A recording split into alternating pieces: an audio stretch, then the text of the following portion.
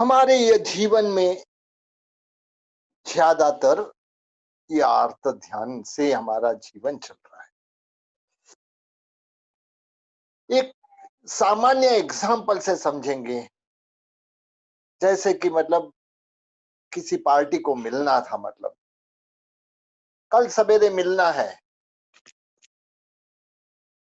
जैसे ही सोचा कि कल सवेरे 6 बजे उठ जाएंगे, मतलब लेकिन उठने का लेट हो गया और 7 बजे उठे, मतलब तो तुरंत ही मतलब चिंता हो गई, मैं कैसे पहुंच पाऊंगा वो पार्टी को मिलने। मतलब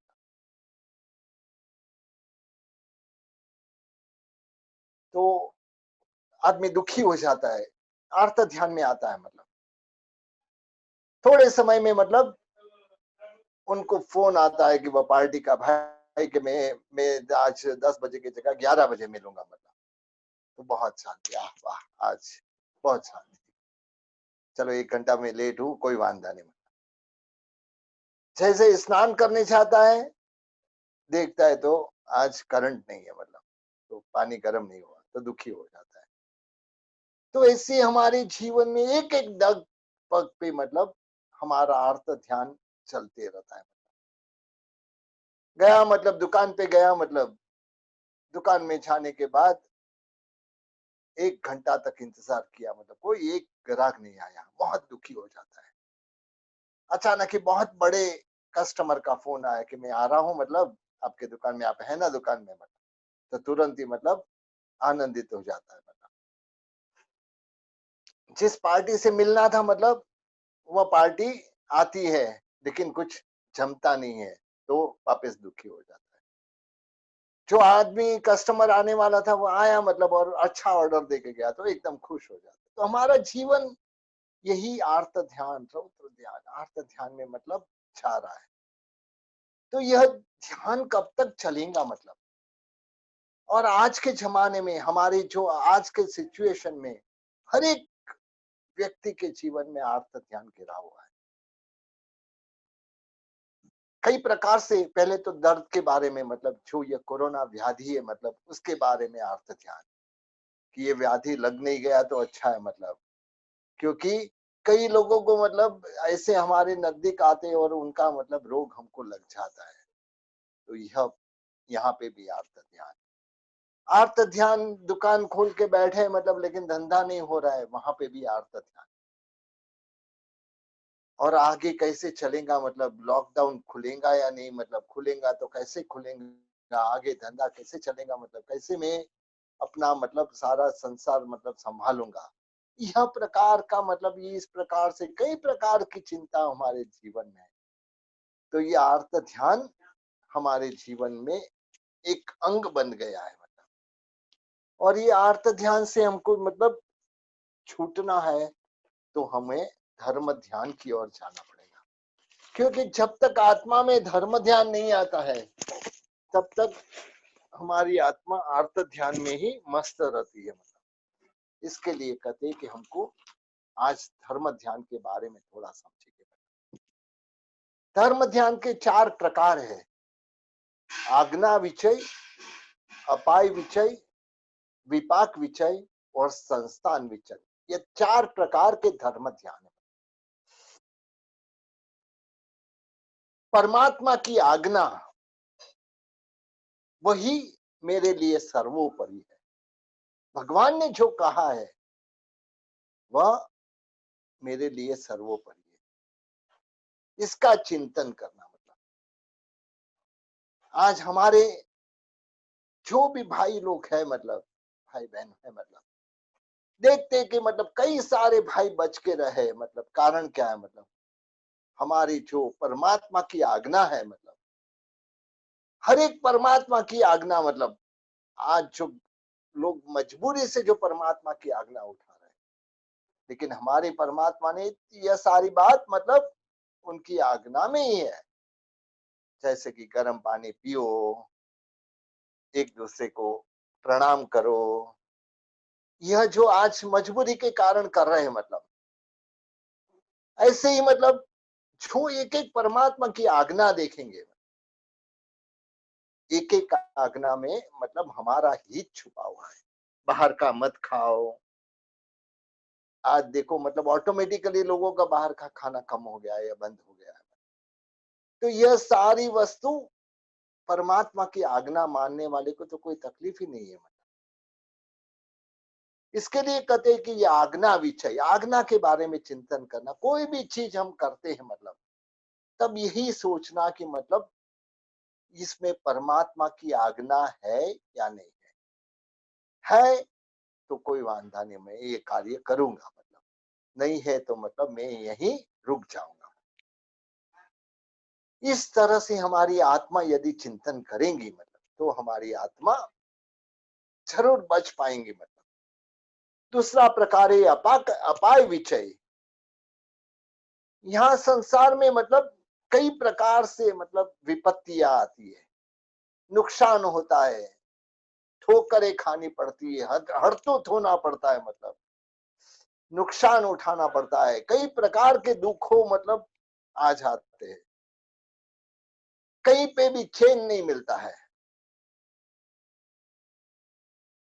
तब मतलब यहाँ परमात्मा की आज्ञा बहुत काम आती है। परमात्मा ने तो कहा है कि यह संसार दावानल है, इससे दूर रहो। जितना इससे दूर रहोगे उतना मतलब तुम परमात्मा की आज्ञा में मतलब खोए हुए रहे। लेकिन हमारी आत्मा में कितना भी कष्ट आ जाए मतलब लेकिन हम यहीं खुश है। मतलब तो इसके लिए कहते हैं कि मतलब यह जो अपाय विषय है, हर जगह पे मतलब हमको तकलीफ आती है। कहीं गए मतलब सवेरे हुआ कि नहीं, मतलब कोई आके नोटिस हमारे टेबल पे आ जाती है कि भाई इनकम टैक्स की नोटिस आई, जीएसटी की नोटिस आई, प्रोफेशन टैक्स की नोटिस आई, इसकी नोटिस आई, उसकी नोटिस आई। इस तरह से हमारे फिर भी हमारा जीवन ऐसे ही चल रहा है। तो इसके लिए मतलब जैसे ही यह सब संसार से मतलब जितना दूर होने की कोशिश करेंगे उतनी परमात्मा में हम ज्यादा मस्त रह सकेंगे और परमात्मा की आज्ञा अच्छी लगने लगेंगे। मतलब इसके बाद में आता है विपाक विचय। संसार में जो भी है मतलब आज हमारी नजर में देखा जा रहा है, मतलब दुनिया के कई सारे आदमी दुखी है और यह सब का कारण देखेंगे तो हमारे बांधे हुए ही कर्म है। कर्म और कोई करने नहीं गया, कर्म हमने खुद ने किए है। और यह कर्म का उदय जैसे ही हम मतलब यह कर्म का उदय देखते हैं, मतलब परमात्मा की आज्ञा क्या कहती है कि जब कर्म का बंद करते हो तभी तुम चेत जाओ। मतलब कर्म के बंद के वक्त यदि तुम चेत जाओगे तो मतलब तुम्हारे को यह उदय झेलना नहीं पड़ेगा। और आज हमारी नजरों के सामने देखते हैं मतलब कई व्यक्ति राजा से रंक बनते हुए देखा है, मतलब रंक से राजा बनते हुए देखा है। मतलब ये सब है क्या? मतलब कर्म का विपाक एकदम हेल्दी रहता है, मतलब कोई बीमारी नहीं रहती है, मतलब और अचानक ही कहीं से बीमारी का हमला आता है और मतलब 2-2 साल 5-5 साल बीमारी में बिताते हैं। ये कर्म के विपाक हर एक आत्मा को भोगने पड़ते हैं। मतलब राम जैसे राम को वनवास में जाना पड़ा, पांडवों को भी कई सालों तक 14-14 साल तक वनवास झेलना पड़ा। कई ऐसे कर्म के दृष्टांत देखेंगे, मतलब कृष्ण जैसे कृष्ण अंतिम समय पे इतने 56 करोड़ यादव एक भी जन हाजिर नहीं पास में सोए हुए थे, मतलब पैर पे पैर चढ़ा के, मतलब और उस समय सामने से मतलब खुद का जो भाई, मतलब जब उन्होंने जाना कि मैं कृष्ण की मृत्यु का कारण मैं होगा तो वो देश छोड़ के चला जाता है, मतलब दूर दूर चला जाता है, जंगल में ही रहता है। मतलब लेकिन जो होनी को कोई टाल नहीं सकता है, उस समय मतलब वो बाण छोड़ता है, उसको दूर से हरण दिखाई देता है और बाण छोड़ता है और बाण से मतलब कृष्ण जी को मतलब यहाँ लगता है और उसके साथ ही मतलब थोड़े समय में उनकी मृत्यु हो जाती। जो 56 करोड़ यादव का स्वामी था, मतलब मृत्यु के समय एक जन भी उसके पास नहीं। ये सारी क्या है, मतलब ये कर्म के विपाक है। अरे सबकी बात तो जाने दो, हमारे तीर्थंकर परमात्मा जो उसी भव में मोक्ष में जाने वाले, ऐसे महावीर परमात्मा के कान में एक भरवाड़ा की खिल्ला ठोक के जाता है। संगम जैसे देव उसके प्रकाल चक्र छोड़ता है, कई प्रकार एक रात में 20 उपसर्ग करता है। तो यह सब देखेंगे तो ये कर्म के विपाक है। मतलब तो यह विपाक विषय से, विपाक का चिंतन करने से हमारी आत्मा कर्म बांधते वक्त इससे मतलब दूर हो जाएंगे। जब कर्म बांधना है, मतलब उस समय सोचना कि मतलब हमारी पूजा के धर्म में बहुत अच्छी बात कही है, बंध समय चित चेतिये शो उदय संताप सलूने, कि जब उदय पे संताप करने की जरूरत क्या है, जब बंध के समय ही मतलब हमारे चित्त को तैयार कर दो, भाई मुझे ऐसे कर्म बांधने ही नहीं। मतलब कहते ना कि ये जो कर्म हम बांधते हैं, कर्म कितने समय तक करते हैं, 10 साल, 2 साल, 20 साल, 5 मिनट, कभी कभी तो 5 मिनट का किया हुआ कर्म हमको हजारों साल तक मतलब दुख देने वाला होता है। कभी कभी एक हमारा जो छोटा सा भव, कितना 50, 60, 100 साल का भव, मतलब उसमें किया हुआ कर्म नरक में लेके जाता है। एक एक पल्लियोपम, एक एक सागरोपम के दुख झेलने पड़ते। कर्म कितने समय में किया, बहुत कम समय में, लेकिन उसको दुख को झेलना मतलब कई सालों तक, हजारों साल, लाखों साल, करोड़ों साल तक यह दुख को झेलना पड़ता है। तो यह सब मतलब का चिंतन करना, मतलब यह विपाक विषय है। मतलब इसके द्वारा हमारी आत्मा कर्म बांधने से मतलब दूर रहेगी। और कभी ऐसे होगा तो भी कर्म बांधने के बाद भी मतलब इसका पछतावा होगा कि नहीं, मैं जाके गुरु के पास आलोचना लूं, मैं खुद निंदा करूं, मेरे मैंने जो कर्म बांधे मतलब बहुत गलत है, मतलब आगे जाके ये कर्म मुझे दुख देने वाले हैं। तो इसके द्वारा हम हमारे जो भी है मतलब उसका चिंतन करेंगे। तो यह अपाय विषय है, मतलब मिच्छा में विपाक विषय। तो इस तरह से लास्ट में संस्थान विषय, संसार में मतलब समग्र विश्व जो है, मतलब उसकी विश्व की रचना कैसी अद्भुत है। एक जगह तिरछालोक है, तिरछालोक में असंख्या द्वीप समुद्र है। जम्बू द्वीप है तो वहां मतलब भरत क्षेत्र, एरवट क्षेत्र, महाविदेव क्षेत्र ऐसे क्षेत्र है। मतलब ये विश्व की रचना कैसी है, मतलब कौन किसने बनाया यह विश्व। यह विश्व अनादिकाल से है और अनादिकाल तक रहने वाला है, अनंत काल तक रहने वाला है। देवलोक के स्थान निश्चित, पहला देवलोक, दूसरा देवलोक, तीसरा, चौथा, पांचवा, छठा, सातवां, आठवां, नौवां, 10वां, इस तरह से देवलोक के भी स्थान निश्चित है। मतलब नीचे नरक पृथ्वी, जहाँ पे मतलब नारकी रहते हैं, मतलब उसके स्थान निश्चित, वैमानिक देव के स्थान निश्चित, भवनपति के स्थान निश्चित, परमाधामी के स्थान निश्चित, व्यंतर देव, आणव्यंतर, तिर्यक्षमक देव के स्थान सब निश्चित है। लेकिन इस तरह से देखने जाए तो ये 14 राजलोक में श्रेष्ठ स्थान कौन सा है। जैसे ही इसका चिंतन करेंगे, हमारे हर वस्तु का चिंतन करेंगे, यह पूरी जितने भी पृथ्वी है 14 राजलोक, मतलब इतना लोक में मतलब मैं हर जगह पे मैं जन्म मरण करके आए। इस तरह से चिंतन करने से यह संस्थान, यानी संस्थान का मतलब है शेप। तो जो यह पृथ्वी का जो शेप है, मतलब हर एक वस्तु, कौन सी वस्तु कहाँ है, मतलब इसका चिंतन। तो इसमें श्रेष्ठ जगह कौन सी दिखेंगी, हमारी आत्मा को श्रेष्ठ जगह ऐसे लगेगा कि मतलब जो व्यक्ति सिद्ध शिला पे जाती है, मतलब कर्म क्षय करके जाती है। कर्म क्षय के बगैर हम सिद्ध शिला पे बहुत बार जाके आए, सिद्ध शिला पे हम जाके आए, एक इंद्रिय के रूप में जाके आए, मतलब लेकिन हमें कर्म रहित होके सिद्ध शिला पे जाना है। तो यह संस्थान विषय के द्वारा हमारी आत्मा यही सारी, कि संसार में श्रेष्ठ जगह कोई भी हो तो यह सिद्ध शिला के ऊपर सिद्ध के स्वरूप में मतलब रहना, यह सर्वश्रेष्ठ जगह है।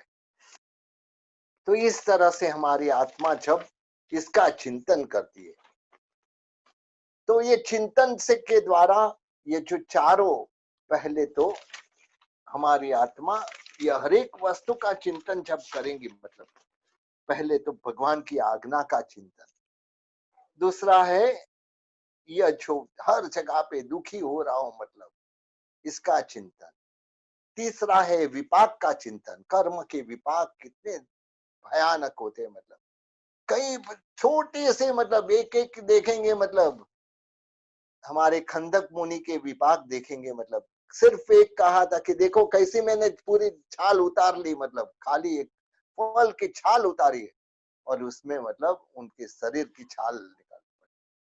हम सोचते मतलब ऐसे कई प्रकार से हम कर्म का बंद करते हैं, लेकिन सही में यह हमको में समझ में आ जाए कि तो हमारे सब मुंह से ऐसे शब्द भी कभी नहीं आएंगे। तो इसके द्वारा हमारी आत्मा तो ऐसे विपाक भी चाहिए और संस्थान भी चाहिए। संस्थान का जो एक एक का मतलब कौन सी जगह पे कौन रहता है, यदि इसके लिए ज्ञान जरूरी है, मतलब हर एक ये जो चारों वस्तु है इसके लिए सबसे पहला ज्ञान जरूरी है, क्योंकि भगवान की आज्ञा क्या है तो उसके लिए भी ज्ञान जरूरी है। मतलब हमको कितनी सारी तकलीफ संसार में झेलने पड़ते, मतलब और उसका कारण क्या है, मतलब कर्म का विपाक है। तो इसके लिए भी ज्ञान जरूरी है और संस्थान के बारे में सोचना है, मतलब तो भी ज्ञान जरूरी है, क्योंकि ज्ञान के बगैर ये सारी वस्तु हो नहीं सकती, क्योंकि यह परमात्मा की आज्ञा में मतलब तीन काल के सर्व क्षेत्र के सर्व जीवों को मतलब यहाँ पे संवर और निर्जरा का भाव आता है, क्योंकि भगवान की आज्ञा है। मतलब भगवान की आज्ञा हर वस्तु में क्या कहती है, मतलब यह तू मत कर, यह तू मत कर, यह करने जैसा नहीं है, यह करने जैसा नहीं है। तो इसके द्वारा हमारी आत्मा में संवर प्रकट होता है। संवर यानी क्या, मतलब आते हुए कर्म को रोकना, मतलब तो ये परमात्मा की आज्ञा हमको मतलब संवर का मतलब सिखाती है। साथ में मतलब निर्जरा भी, परमात्मा की आज्ञा कि तू यह कर जिसके द्वारा तेरे कर्म, तू तप कर जिसके द्वारा तेरे कर्म दूर होंगे, तू स्वाध्याय कर जिसके द्वारा तेरी निर्जरा होगी, तू मतलब बाह्य तप अभ्यंतर तप कर मतलब जिसके द्वारा तेरी निर्जरा होगी। तो यह निर्जरा के लिए मतलब, तो यहाँ इस तरह से आज्ञा में मतलब संवर और निर्जरा नामक जो बड़े तत्व परमात्मा की आज्ञा में समाये हुए। इस तरह से विपाक में मतलब सर्व जीवों के तीन काल संबंधी जो भी कर्म संबंधी परिणाम समझाया गया, मतलब तो यहाँ मतलब जो हमारे कर्म पुण्य और पाप वगैरह समझाए, आश्रव समझाया है, इसके बारे में यहाँ मतलब ये तत्व समझना है।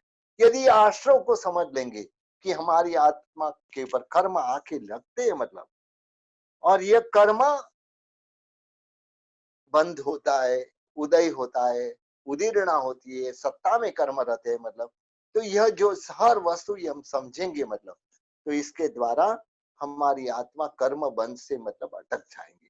तो यह आश्रम को समझना है, मतलब पहले दो में मतलब भगवान की आज्ञा में संवर और निर्जरा को मतलब एकदम जीवन में उतारना है, और यह जो विपाक में मतलब कर्म के बारे में जो आश्रव होता है, पुण्य और पाप आते हैं, मतलब ये सब मतलब इसके द्वारा समझ जाते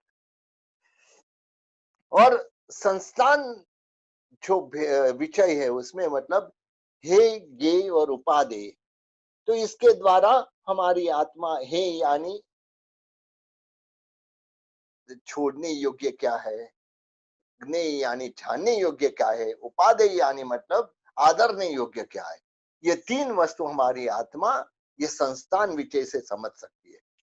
तो इस तरह से यहाँ पे मतलब हम धर्म ध्यान के बारे में शुरुआत हुई है। धर्म ध्यान तो ऐसा विषय है कि यदि हम चलाने जाए तो मतलब कई दिनों कई महीनों तक चल सकता है। तो यह अगले क्लास में हम जो यह धर्म ध्यान की जो 12 मुख्य द्वार है, मतलब 12 मुख्य द्वार है, इसके बारे में मतलब 12 द्वार के बारे में हम चिंतन करेंगे।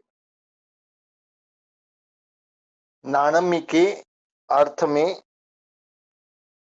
अभ्यंतर तप की बात चल रही है।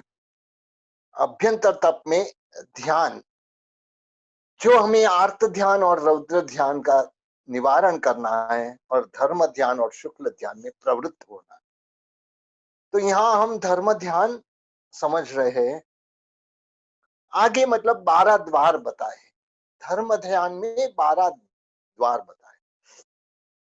सबसे पहले भावना, दूसरा है देश, तीसरा है काल, चौथा है आसन, पांचवा है आलंबन, छठा है क्रम, सातवां है धातव्य ध्येय, आठवां है ध्याता, नौवां है अनुप्रेक्षा, 10वां है लेश्या, 11वां है लिंग और 12वां है फल।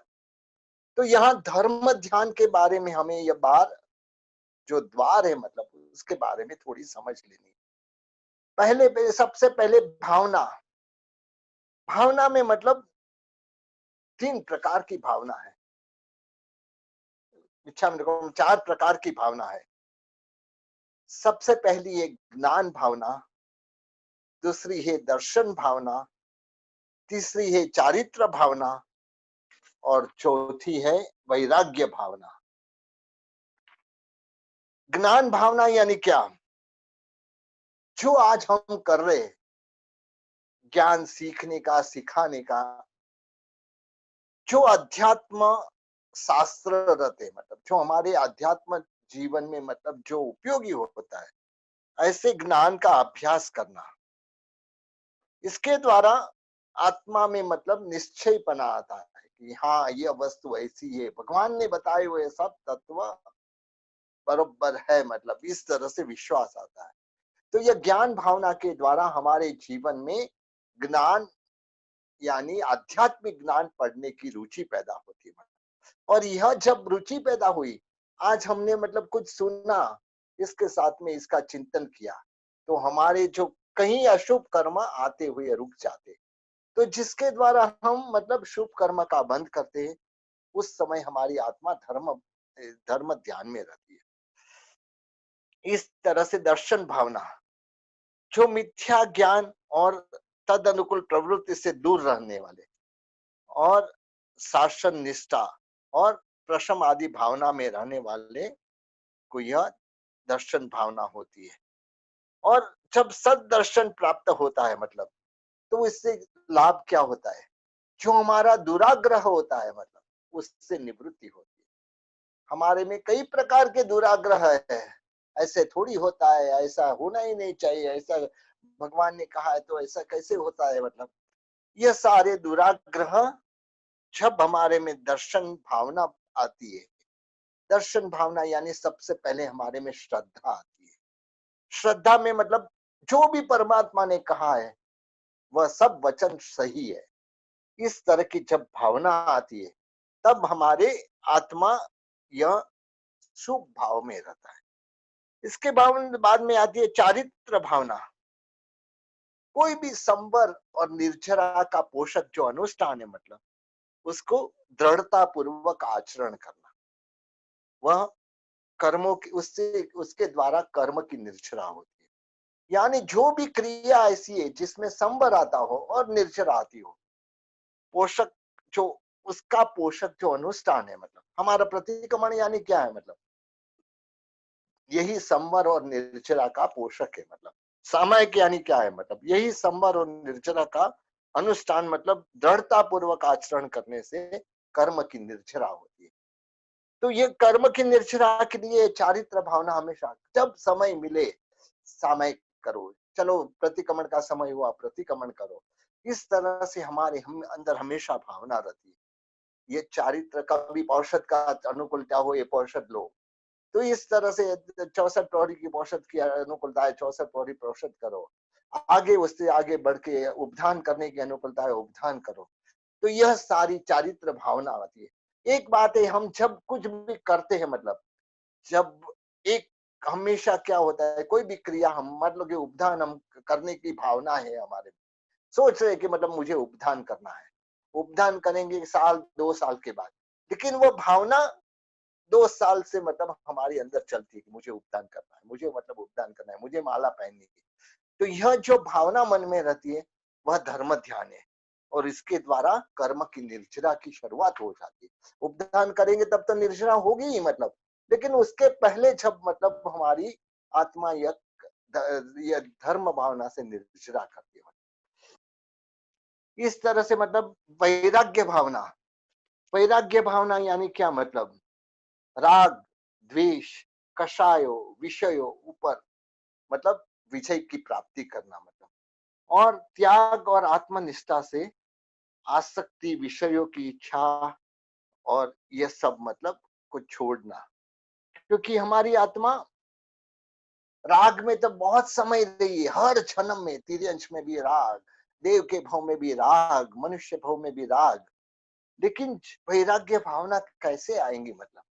तो इसके लिए जो ये विषय कषाय के ऊपर हमारी आत्मा विजय पाएंगी, विषय कषाय के ऊपर हमारी आत्मा सोचेंगी कि भाई ये राग से मेरा कुछ कल्याण नहीं होने वाला, ये द्वेष से भी मेरा कुछ कल्याण नहीं होना, या मोह से भी मेरा कुछ कल्याण नहीं होना, ये जो कषाय है मतलब क्रोध मान माया लोभ, उससे भी मतलब मेरा कल्याण नहीं होने वाला है।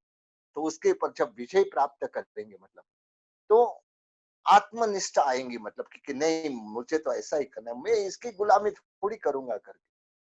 तो यह आसक्ति और विषयों की इच्छा धीरे धीरे दूर हो जाएगी, और उसका भय भी मतलब दूर हो जाएगा, निर्मूल हो जाएगा। तो इस तरह से कोई भी भावना जब हम धर्म भावना हमारे जीवन में रहती है मतलब, यह भावना जब तक आत्मा में नहीं आती है तब तक मतलब हमारा धर्म ध्यान, क्योंकि ये धर्म ध्यान की शुरुआत यह चिंतन से होती है। धर्म ध्यान का सबसे बड़ा फायदा यही है कि मतलब हमारी आत्मा को आर्त और रौद्र ध्यान से बाहर निकाल के धर्म और शुक्ल ध्यान की ओर लेके जाए। तो इस तरह से मतलब जो पहला द्वार भावना की बात हुई, अब मतलब देश यानी जगह स्थान ऐसा रहना, जब कि हम मतलब अच्छी भावना भावने के लिए बैठे मतलब, तब हमारी मतलब ऐसी जगह रहने की जहाँ की हमारी शांति, मन की शांति टकी रहे।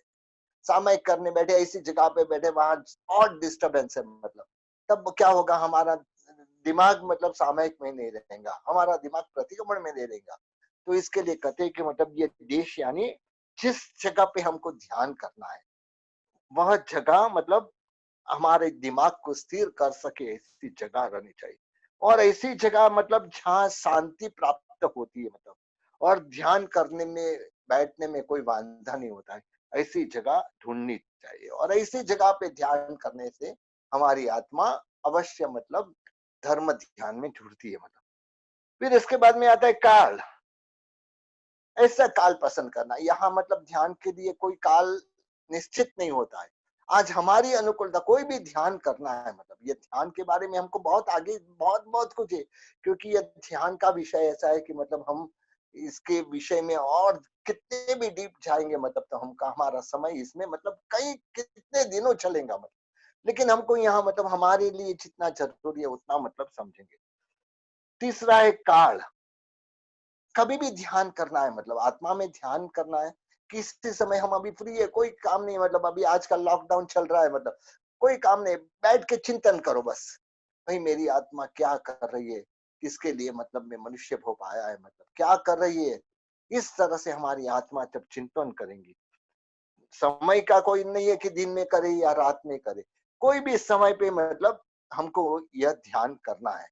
जब ऐसे लगता है कि भाई हमको रात को कोई डिस्टरबेंस करने वाला नहीं है, ऐसी जगह है मतलब जहाँ कोई डिस्टरबेंस करने वाला नहीं है, तो वैसी जगह पसंद करके हमारी आत्मा वहां ये काल का ध्यान करके मतलब अच्छे, ऐसा अनुकूल काल, अनुकूल जगह और अनुकूल आसन। चौथा है आसन।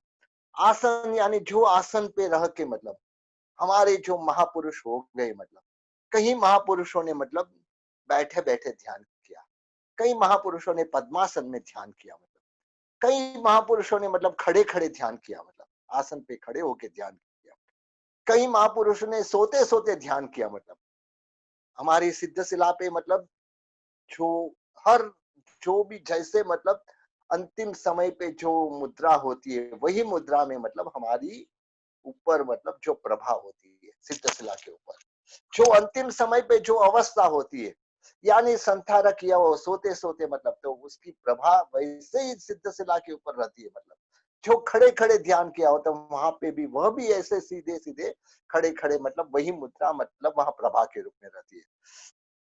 तो इस तरह से मतलब हमारी आत्मा, कई आत्मा काल आज देखेंगे मतलब चंदन तलावड़ी के पास जाएंगे मतलब कई आत्मा मतलब वहां संतारा करके सोते सोते भी मतलब वहां से मोक्ष में गए। मतलब कई आत्मा मतलब वहां खड़े खड़े शत्रुंजय गिरिराज में मतलब खड़ के कई आत्मा मतलब मोक्ष में पधारे। मतलब कोई बैठे बैठे मतलब पद्मासन वगैरह में बैठे बैठे भी मतलब वीरासन में बैठे मतलब कोई भी ऐसे विशिष्ट आसन में बैठ के मतलब, तो इसके लिए आसन का भी महत्व ऐसा है कि हमारे लिए वीरासन है, सिंहासन है, कार्योत्सक ध्यान है, पर्यंकासन है। मतलब कोई भी आसन हो हमारे लिए मतलब वह आसन भी ऐसा रहना चाहिए कि जिससे हमारी आत्मा स्थिर हो सके। इसके बाद में आता है आलम्बन, पांचवा जो द्वार है आलम्बन, यानी जो भी हम धार्मिक अनुष्ठान करते हैं मतलब उसमें मतलब आलम्बन रहता है। मतलब क्योंकि हर एक जो भी क्रिया हम करते हैं मतलब कहीं ना कहीं हमारी हमारी आत्मा यहाँ तक ये स्थिति तक नहीं पहुंची है कि हमको आलम्बन की जरूरत नहीं होती है। हमारी आत्मा को आलम्बन की जरूरत है। जैसे यहाँ से ऊपर चढ़ना हो तो हमारे लिए सीढ़ी चाहिए या मतलब जो दादरा वगैरह है मतलब वह चाहिए, उसके बगैर हम चढ़ नहीं सकते। तो यहाँ आलम्बन किसका रहा, हमको चढ़ना है ऊपर, तो चढ़ना सीढ़ी का आलम्बन रहा। मतलब तो इसी तरह हमारी आत्मा को मतलब जब ऊपर चढ़ना है तो आलम्बन ऐसे जो ऊपर रहे हुए का आलम्बन लेना है। यानी जो हमारी मतलब प्रतिक्रमण की क्रिया देखेंगे तो प्रतिक्रमण की क्रिया में सामायिक करेमी भंते सामायम, वहां पे मतलब यही हर जगह पे भगवान को याद करते हैं। फिर उसके बाद में 24 तत्व लोगस, तो लोगस में भी मतलब 24 तीर्थंकर परमात्मा की स्तुति है। वांदना में मतलब गुरु को याद करके सु गुरु को याद करके मतलब उसको वंदन किया जाता है। तो वहां पे भी मतलब हमारे से जो बड़े मतलब हमारे से बुजुर्ग है मतलब हमारे से जो त्यागी है मतलब उसको याद किया है।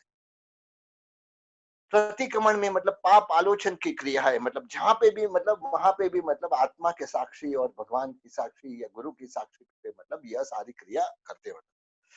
कौशक में भी मतलब यही होता है कि हमारे वंदनवती है, पूर्णवती है, सकारवती है, समानवती है, इस तरह से मतलब वहां पे भी हम आलम्बन देते हैं। और पचकाण में भी मतलब हम कोई भी ऐसे स्थापनाचार्य जी परमात्मा के पास पचकाण लेते। तो यहाँ हर जगह पे हमारे जो थे आवश्यक है उसमें हर जगह पे हम आलम्बन के द्वारा करते। तो इस तरह से मतलब हमारी आत्मा को आलम्बन बराबर आलम्बन लेना ताकि हमारी आत्मा आगे बढ़ सके। इसके बाद में आता है क्रम। हर जगह पे मतलब हमारे को क्रम, मन वचन और काया, ये तीनों ऐसी है। मतलब काया को तो हम मतलब शांत कर देते, चलो भाई यहाँ बैठो मतलब, तो काया तो शांत हो जाएंगी। मतलब वचन बोलना भी चलो भाई मुझे नहीं बोलना है मतलब तब, लेकिन मन तो फिर भी भटकते रहेंगे, उसके लिए मतलब मन को काबू करना है। मतलब तो यह जो मन को काबू कर लिया बोले तो हमने सबको काबू कर लिया, कहते ना मतलब मन साध्यु तेने सघड़ू साध्यु, ये बात नहीं होती।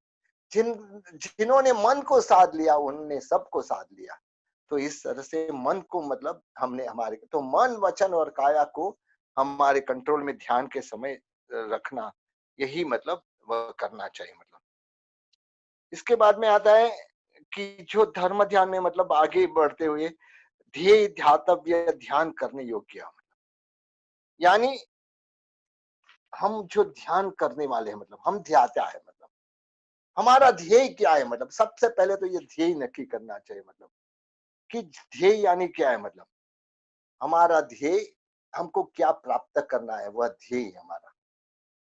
और इसके बाद में आता है जो जिसका ध्यान कर रहे हैं, मतलब हम ध्यान किसका कर रहे हैं, कोई भी चीज करते मतलब हम जैसे मतलब नवपत जी का कभी ध्यान करते, कभी अरिहंत परमात्मा का ध्यान करते, कभी सिद्ध परमात्मा का ध्यान करते।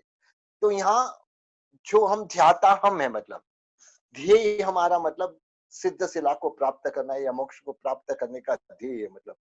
और वहां जिसका मतलब ध्यान कर रहे हैं मतलब, तो वह हमारा मतलब वह ध्यान वही हमारे ध्याता है मतलब। तो इसके द्वारा हम जो भी है मतलब, तो इसको प्राप्त करने के लिए हमको ये तीनों चीज का योग्य मतलब हर जगह पे योग्य के द्वारा हमको ये विचारना चाहिए मतलब। तो इसके द्वारा जो कल हमने मतलब अपाय विपाक संस्थान ये बात की थी मतलब, तो यह बात यहाँ पे भी यही होता है मतलब। यहाँ पे ध्यान में मतलब करना क्या है, तो अपाय का विचार है कि यह संसार मतलब कोई भी ये मतलब राग द्वेष से भरा हुआ संसार है मतलब, हर जगह पे ठोकर लगती है मतलब, कर्म का विपाक भोगना ही पड़ता है चाहे तीर्थंकर क्यों न हो मतलब। इसके बाद में जो 14 राजलोक में सर्वश्रेष्ठ कोई भी जगह हो रहने के लिए, कोई भी योग्य जगह हो, तो वह है सिद्ध शिला के ऊपर। तो इस तरह से उसका भी मतलब चिंतन करना मतलब। तो इस तरह से हमारी आत्मा बहुत ही अच्छी तरह से ये जब ध्यान में जुड़ती है, तो हमारे जो अशुभ कर्म दूर हो जाते हैं मतलब, और शुभ कर्म में हमारी आत्मा प्रवृत्त होती है मतलब। इसके बाद में आता है अनुप्रेक्षा। अनुप्रेक्षा यानी क्या मतलब? अनुप्रेक्षा यानी चिंतन। चिंतन हमारी आत्मा जो हमारे लिए 12 भावना बताई, मैत्री आदि, मैत्री, प्रमोद, कारुण्य और माध्यस्थ।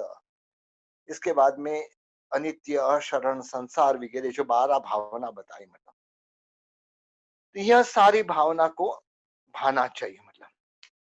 तो इसके लिए यह भावना भाने से हमारी आत्मा की निर्मलता टिकी रहती है मतलब। और यह भावना के द्वारा हमारा जो धर्म ध्यान के लिए मन एकदम फ्रेश हो जाता है, तैयार हो जाता है। इसके लिए मतलब ये अनुप्रेक्षा मतलब ध्यान का प्राण है मतलब।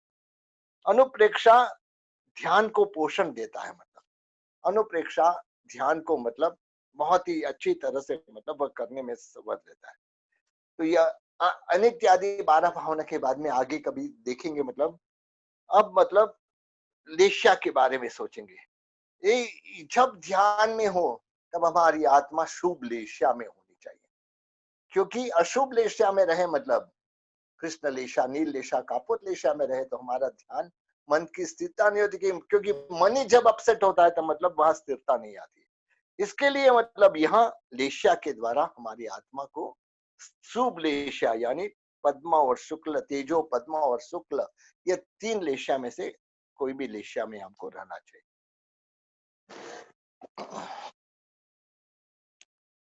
जो हमारे धर्म ध्यान में भावना की बात चल रही है, भावना 4 या 16 भावना है मतलब। सबसे पहली है मैत्री भावना। संसार के सब लोग मेरे मित्र है, यह भावना अपने मन में हमेशा रखना। कई जन्मों से मतलब हमने कोई न कोई जीव के साथ वैर लगा के रखा है। मन से जब व्यक्ति अपना वैर भाव छोड़ देता है, सब जीवों को मित्र मानता है, तब उसके जीवन में एक प्रकार से सब जीवों के प्रति करुणा भाव आता है, और साथ में सब जीवों को अपना मित्र मानता है। हमारे तीर्थंकर परमात्मा पूर्व के तीसरे भाव में सभी जीव करु शासन रसी, ये जो भावना भाव के तीर्थंकर बनते हैं। तो यहाँ ये जो भावना उनकी है वही उनको तीर्थंकर बनने में मदद, यही मैत्री भाव है मतलब सब जीवों के प्रति मैत्री भाव है। तो ये मैत्री भाव के द्वारा वे अपने आप को तीर्थंकर बनाते हैं और कई जीवों को तारने की कोशिश करते हैं। तो प्रमोद भाव, किसी के भी गुण देखो मतलब, उस समय मन में विचार करना कितना गुणवान व्यक्ति है। हर एक व्यक्ति में अलग अलग गुण होते हैं, संसार में जितने भी व्यक्ति है मतलब कोई ना कोई गुण तो होता ही है। छद्मस्त है तब तक दोष तो रहने वाला ही है, लेकिन गुण भी रहने वाला है। तो हमारी दृष्टि ये गुण ग्राही हो, गुण देखने वाली हो, जिसके द्वारा ये प्रमोद भावना होती है, मतलब कि हमारी आत्मा दूसरे जीवों का जो गुण देख के उसके प्रति बहुमान धारण करे, ऐसे गुण हमारे में रहने चाहिए। इस तरह की भावना यह प्रमोद भावना है।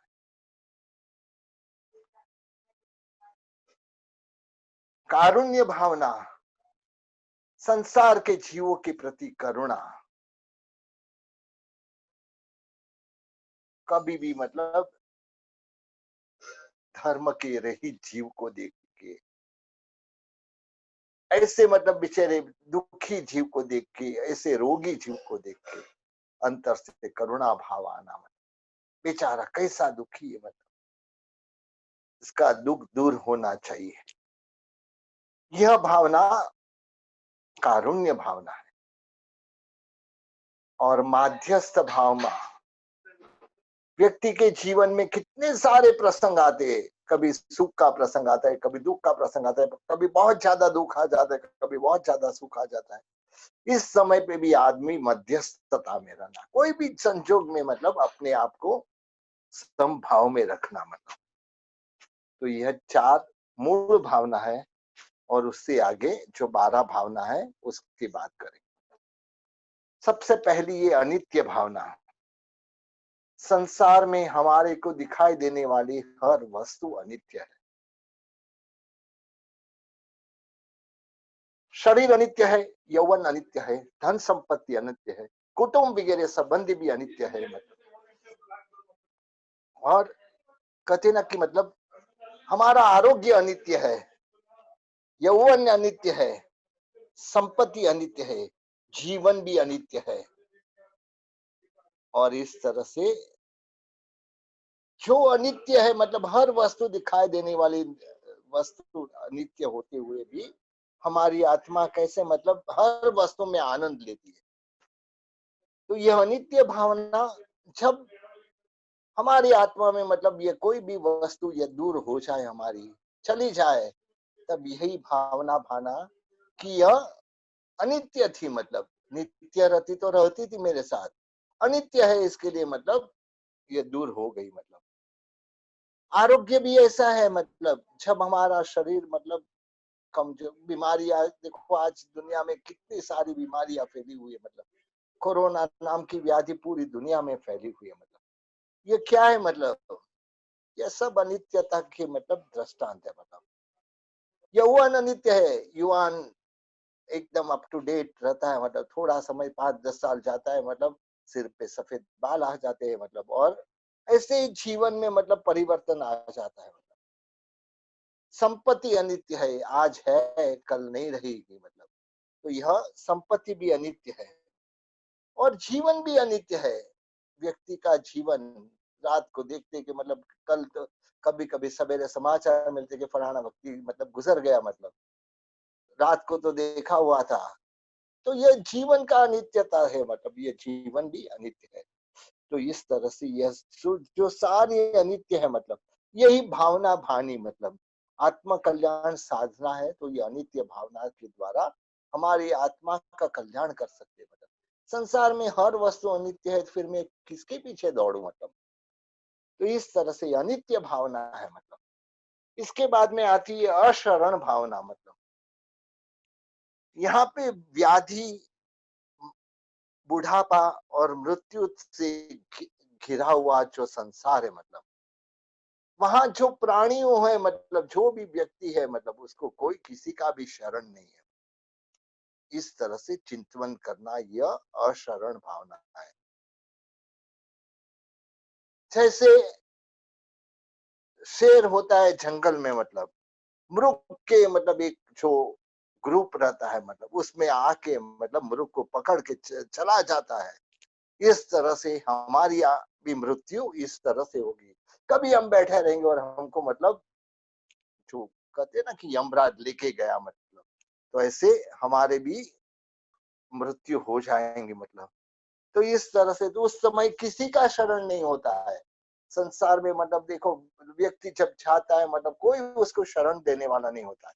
कितना भी धन हो उसके पास, सिकंदर के पास सब कुछ था, करोड़ों की संपत्ति थी, कितने सारे देश जीते थे मतलब, ऐसे ऐसे बड़े बड़े हकीम थे, वैद्यों थे मतलब। यह सारे 32 साल की उम्र में मृत्यु के बिछाने पे पड़ा हुआ सिकंदर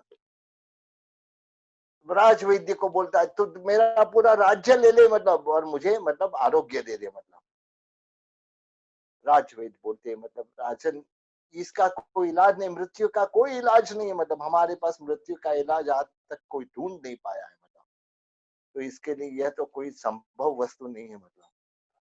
उस समय ये सिकंदर बादशाह अपने मतलब 4 फरमान लिखते मतलब।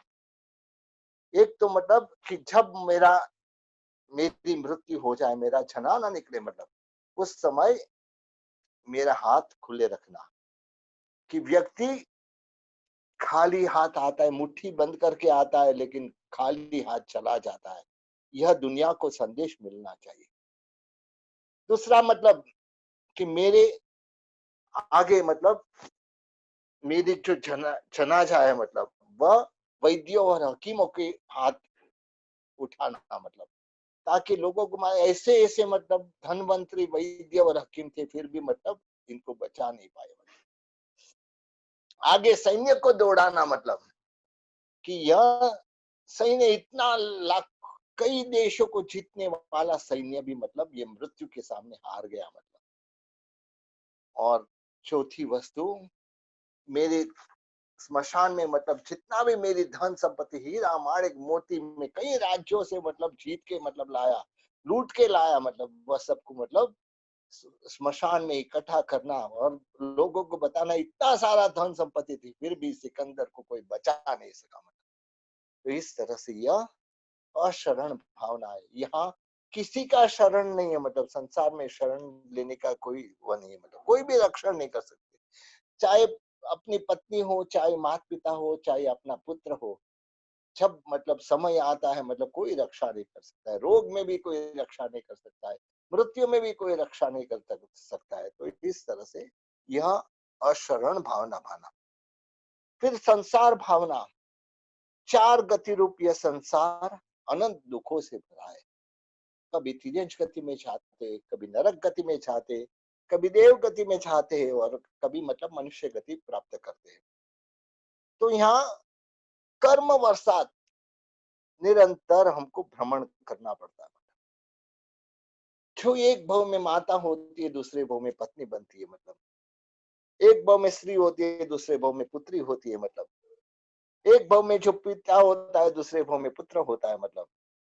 और इस तरह से मतलब संबंध संसार में यही इस प्रकार से मतलब संबंध होते ही रहते हैं।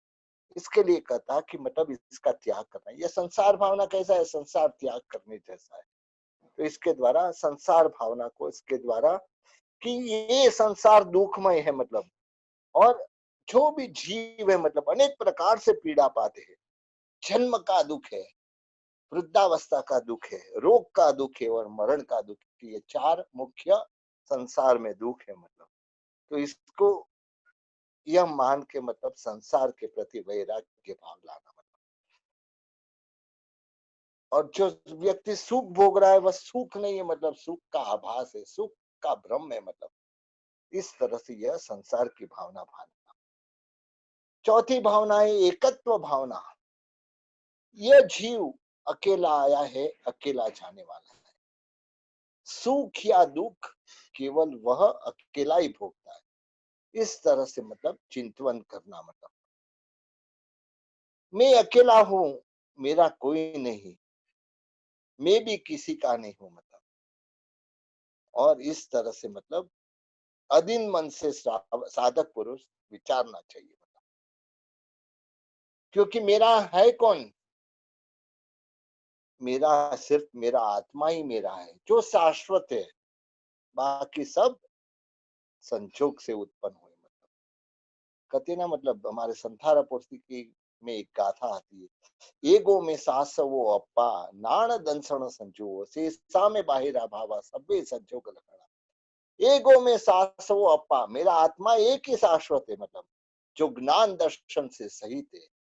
बाकी सब भाव सभ्य संजोग लखना, जो भी मतलब संजोग के अधीन हुए है, मतलब वहां पे संजोग पूरा होगा, बिखर जाएंगे। तो इस तरह से यह एकत्व भावना भाना।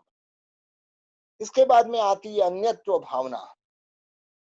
अन्यत्व भावना शरीर, धन, भाई, बहन, इससे मतलब मेरा आत्मा अलग है, मतलब मेरा शरीर भी मेरा नहीं है, मेरे साथ आने वाला नहीं है, मेरे सगा संबंधी भी मेरे साथ आने वाला नहीं, मेरा धन भी मेरे साथ आने वाला नहीं।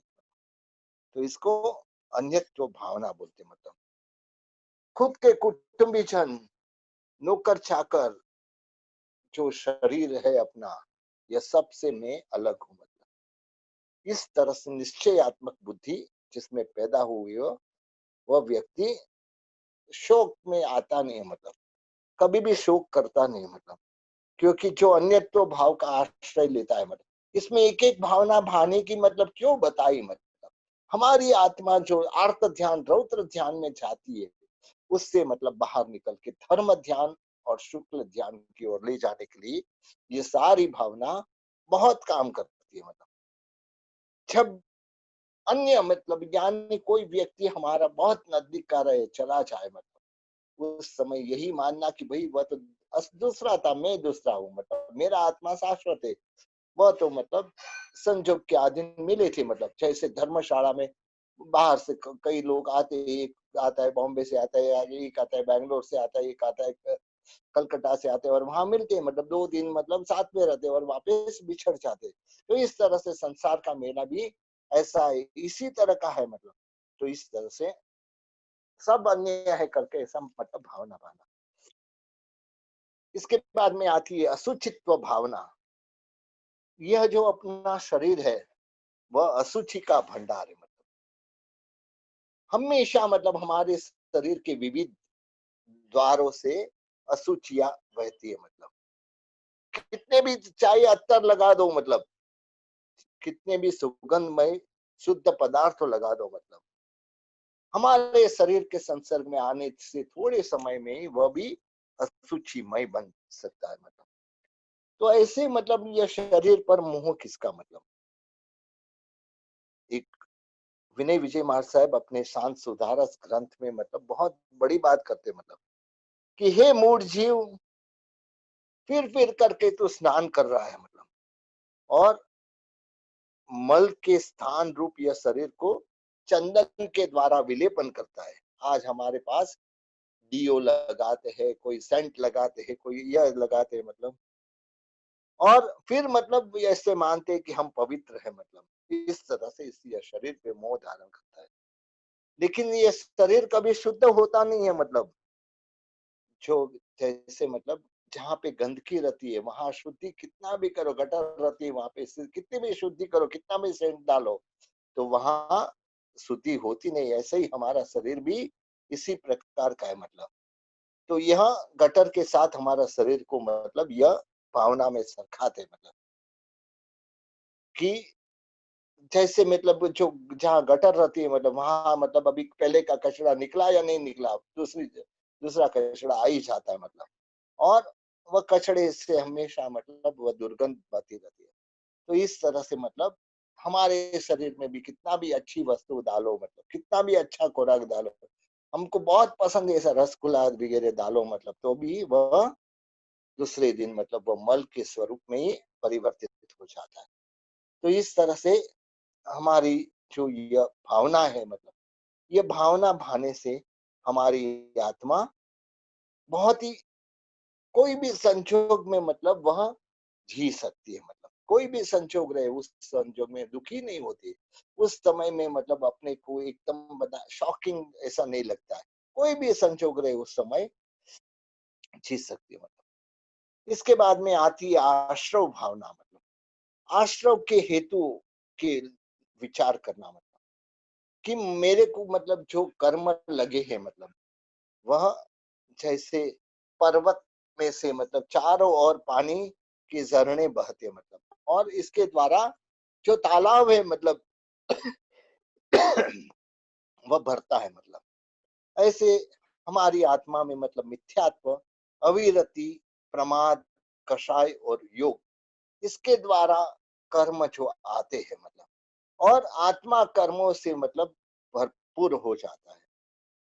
इसके लिए हे जीव, तू यह जो 5 कारण से मतलब विराम, मिथ्यात्व से विराम पाम, अविरति से विराम पाम, और प्रमाद दूर कर, कषायों को दूर कर, योग के योग द्वारा यह कर्म जो शुभ योग में मतलब अपने आत्मा को वर्ता, क्योंकि इसके मिथ्यात्व के योग्य से तो अनादिकाल संसार में भटकता है।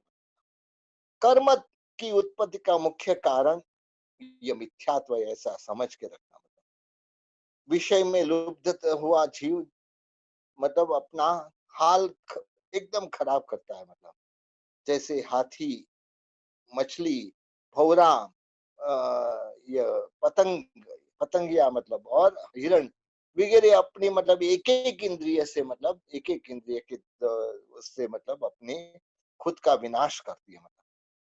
तो हे आत्मन मतलब ये दिन रात तो पसार होते जाता है, कितने अभी हमारा ही विचार करें मतलब कल बचपन था, युवानी आई, युवानी से बुढ़ापा की ओर जा रहे मतलब।